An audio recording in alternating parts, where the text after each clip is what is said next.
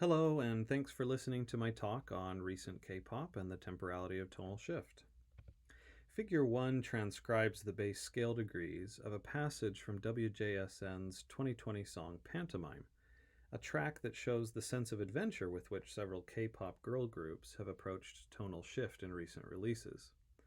Amid a stable E-flat minor tonality in the surrounding sections, the bridge deploys an ambiguous excursion into B-flat minor. Suppose I asked you to affix an analytical label to this bridge's key change. Do you hear it as a tonicization or as a modulation? Of course, some listeners may classify the passage one way, others another, and existing theory will provide us with little help in navigating our way out of this subjectivity.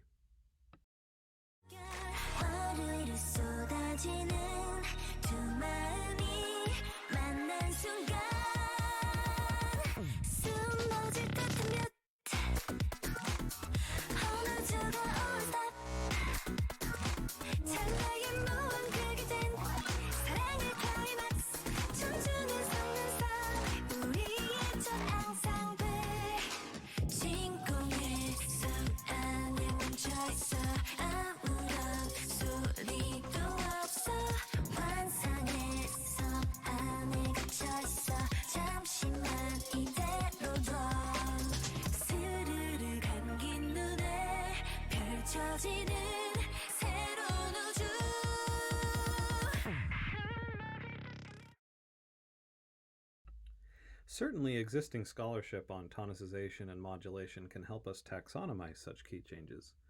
But distinctions between the two procedures are often vague, with purely theoretical definitions of applied harmony, tonicization, and modulation frequently leading to a considerable amount of overlap.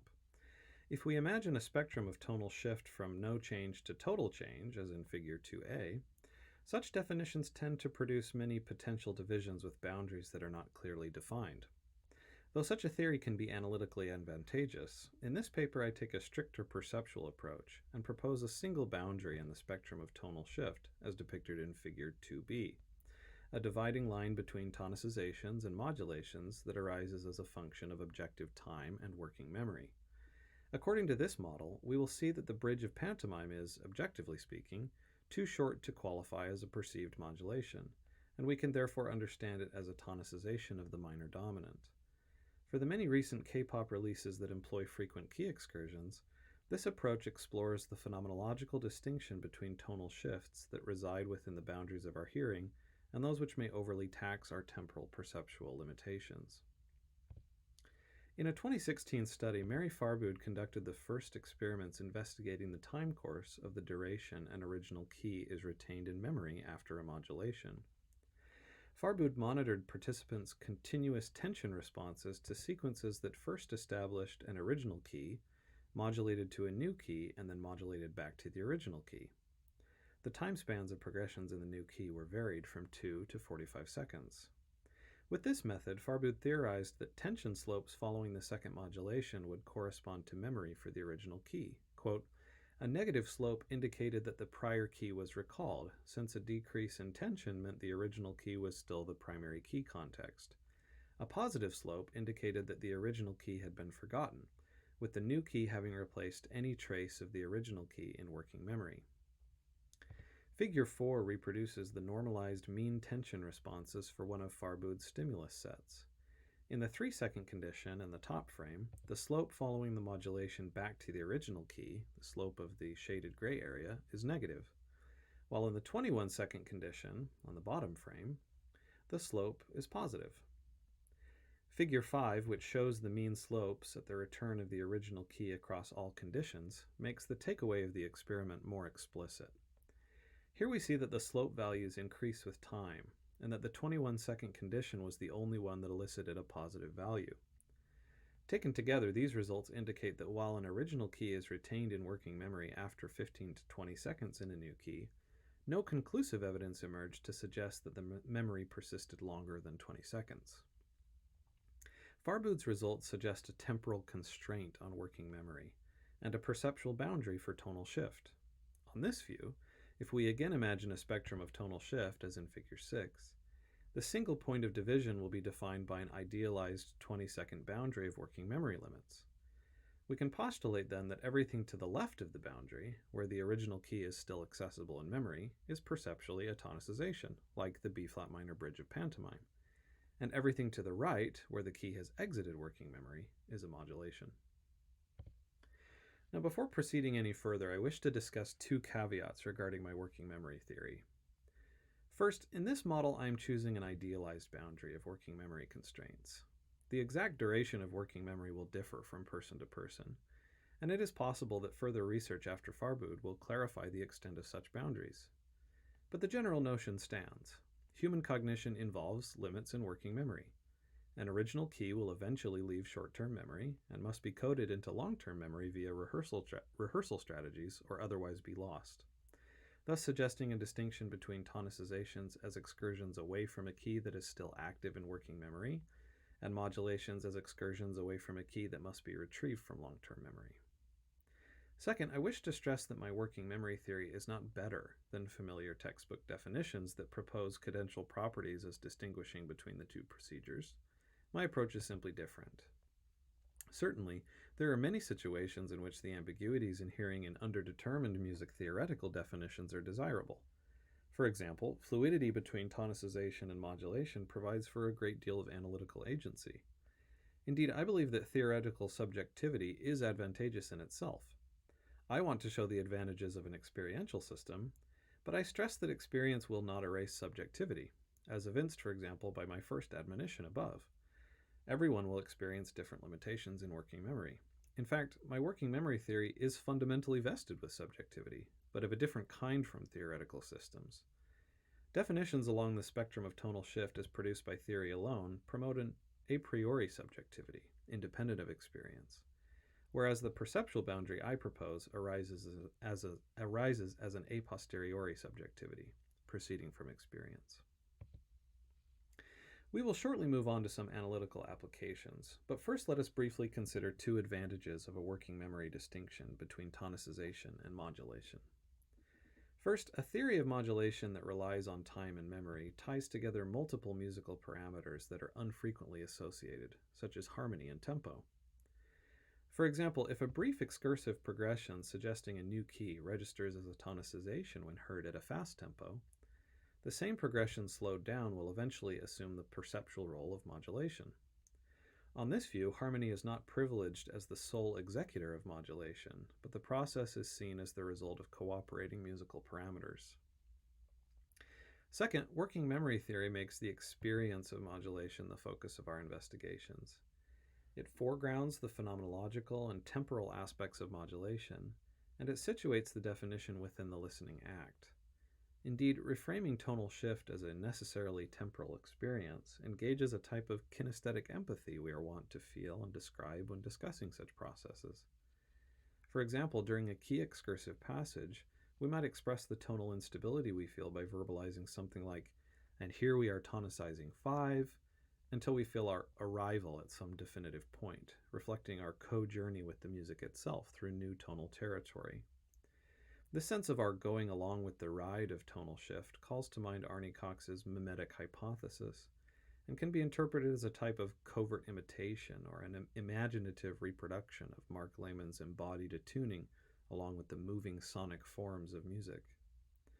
An approach that is invested in the time course of tonal shift and listening experience has obvious advantages for approaching recorded repertoires, such as the recent key pop to which we now return. Several girl groups in the contemporary K-pop scene have released songs in the last 7 years that make use of frequent tonal shifts. Here I will consider two in detail, Will Be Mine by Elris and Snowman by April. In these examples, we will encounter complex and ambiguous tonal shifts that would prove challenging for any definitional system. But with our working memory theory, we will have the advantage of affixing such ambiguities to a shared construct and exploring their perceptual implications. Example 1 provides a lead sheet transcription of Elris's Will Be Mine, with red boxes showing tonicizations and blue arrows showing initiated modulations. As original keys exit memory after the 20-second constraint, modulations are confirmed in blue text. The song features several standard tonicizations well under the boundary of our working memory limits. Single applied chords and their resolutions induce the briefest experiences of tonal shift, such as the short progressions in the pre-chorus and chorus, tonicizing the global supertonic and submediant, respectively. The bridge's 2-5-1 in the mediant key provides a more extended sensation of tonal shift, as do the tonicizations related by minor thirds in each post-chorus, which are prepared by common tone in the bass.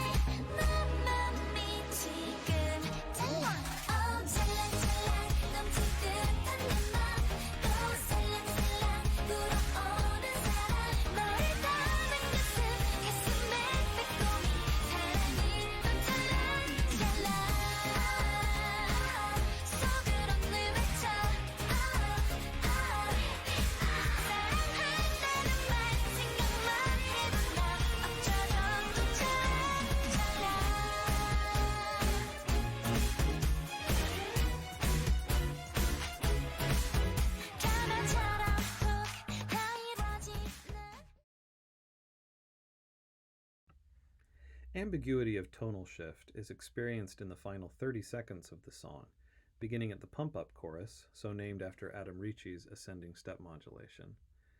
At 2:48, a tonal shift is initiated toward A major, and the shift persists past 20 seconds.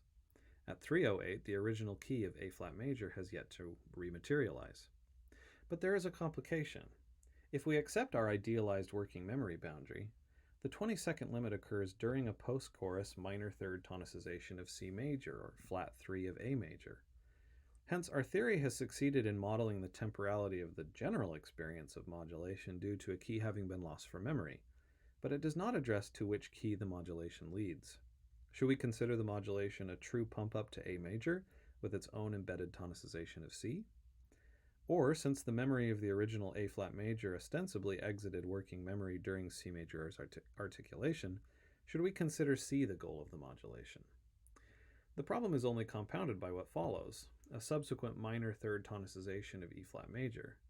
Since this shift is initiated at the end of the song, leaving no time for tonal confirmation, should we consider it a brief tonicization directly following the previous ambiguous modulation?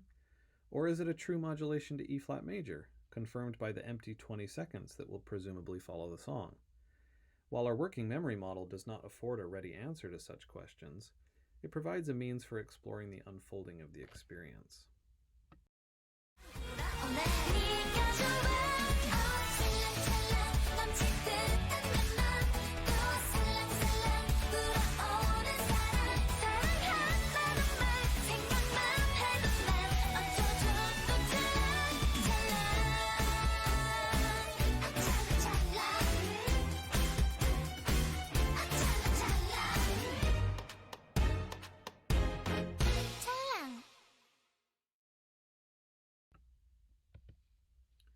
Example 2 transcribes April's Snowman.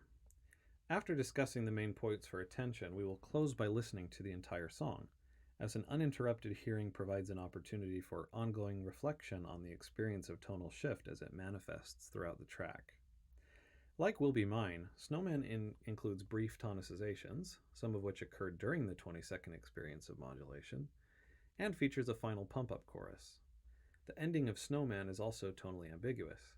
Not only does it close with an unconfirmed tonal shift due to the tracks coming to an end like Will Be Mine, but conflicting expectations might lead the listener to imagine a modulation going in one of two directions. On the one hand, the final D-flat major sonority could be heard as flat 7 in E-flat major, a dominant substitute, and therefore non-modulating. This hearing supports expectations based on harmony alone. Conversely, if compared with the similar modulating passage at the end of the first chorus, D-flat major could be heard as a true dominant, and thus is suggesting an unconfirmed modulation to G-flat major. This hearing supports expectations based on formal parallelism. The first two verse-chorus rotations of Snowman modulate between F major in the verse and D major in the chorus. But the first chorus modulation clocks in at just over 20 seconds. Compare the initiation at 46 seconds with the confirmation at 106, followed almost immediately by the return modulation to F major at 109. I wish to consider this feature in closing. It foregrounds some implications of a time-based distinction between tonicization and modulation, since according to our working memory definition, the chorus qualifies as a modulation for only an instant.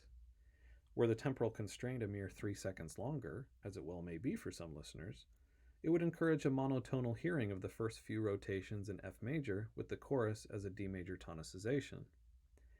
Conversely, we can understand the chorus as meeting the minimum requirements for modulation based on the combination of its parameters, thus causing the listener to undergo the experience of modulation as frequently as possible under our working boundary of 20 seconds. Considering such variable experiences of tonal shift and their embeddedness in time and memory highlights the productive ambiguity that arises due to a posteriori subjectivity. In this sense, while an idealized boundary is useful for theorization, ultimately it is the individual temporal journeys we undergo that shapes our shifting experiences while listening within the tonally adventurous and dynamic world of K-pop.